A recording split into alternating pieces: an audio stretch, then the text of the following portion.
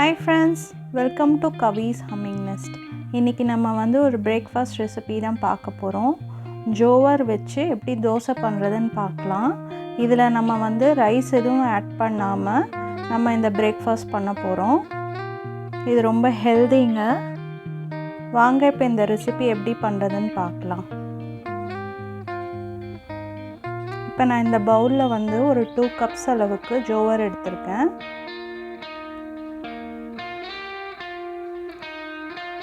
இப்போ இதில் 1/2 கப் வந்து ஊரத் தால் எடுத்திருக்கேன்.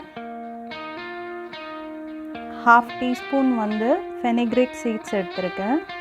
இப்போ இதெல்லாம் நல்லா ஒரு வாட்டி வாஷ் பண்ணிவிட்டு நம்ம வந்து இதை ஒரு 6 ஹவர்ஸ்க்கு சோக் பண்ணி எடுத்துக்கலாம். நான் இப்போ இதில் வித்தவுட் ரைஸ் ஆட் பண்ணாமல் நான் வந்து இந்த தோசை எப்படி பண்ணுறதுன்னு தான் இன்றைக்கி உங்களுக்கு செஞ்சு காட்டுறேன். இப்போ இது மூழ்கிற அளவுக்கு நம்ம தண்ணி ஆட் பண்ணிக்கலாம்.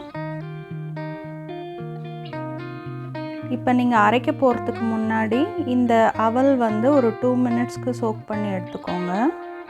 நான் தின் அவல் எடுத்திருக்கேன். 1/4 கப் எடுத்திருக்கேன். இப்போ இதை நல்லா வாஷ் பண்ணிவிட்டு ஒரு 2 மினிட்ஸ் சோக் பண்ணால் போதும்.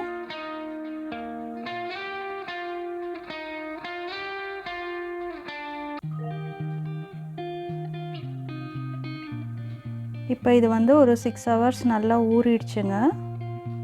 இப்போ நான் வந்து இதை மிக்ஸி ஜாரில் ஆட் பண்ணிக்கிறேன்.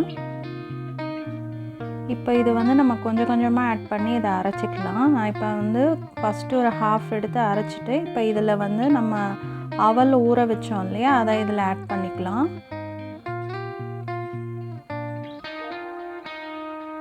இப்போ அரைச்சதை வந்து இந்த பவுலில் ஆட் பண்ணிக்கிறேன்.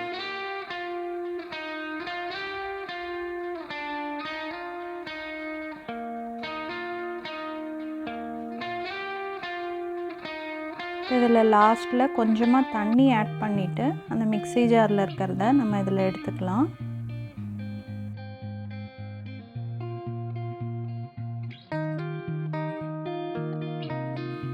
இப்போ இதை நல்லா ஒரு வாட்டி மிக்ஸ் பண்ணிக்கோங்க.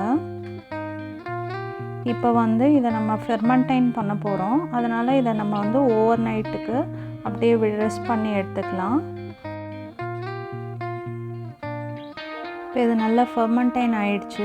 இப்போ இதில் வந்து நம்ம சால்ட் ஆட் பண்ணிக்கலாம்.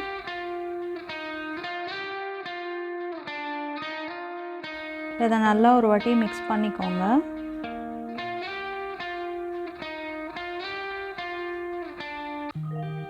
இப்போ இது வந்து உங்களுக்கு அடுத்த நாள் பிரேக்ஃபாஸ்ட்க்கு நல்லாயிருக்கும் ஃபெர்மெண்டைன் பண்ணிங்கன்னா. இப்போ நம்ம வந்து தோசை பேனில் தோசை ப்ரிப்பேர் பண்ணிக்கலாம்.